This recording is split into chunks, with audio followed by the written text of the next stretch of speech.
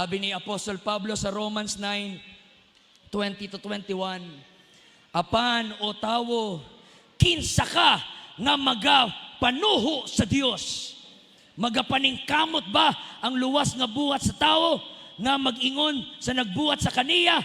Ngano nga gihimo ako ingon ani?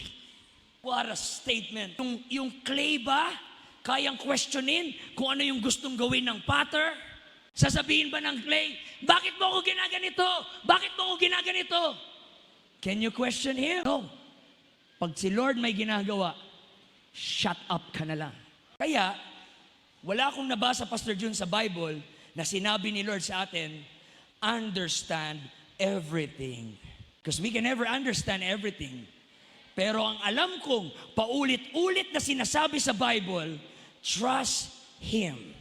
Kahit hindi mo maintindihan, trust Him.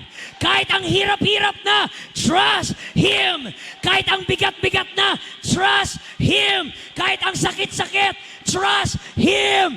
Alam niya ang lahat ng bagay mula umpisa hanggang katapusan.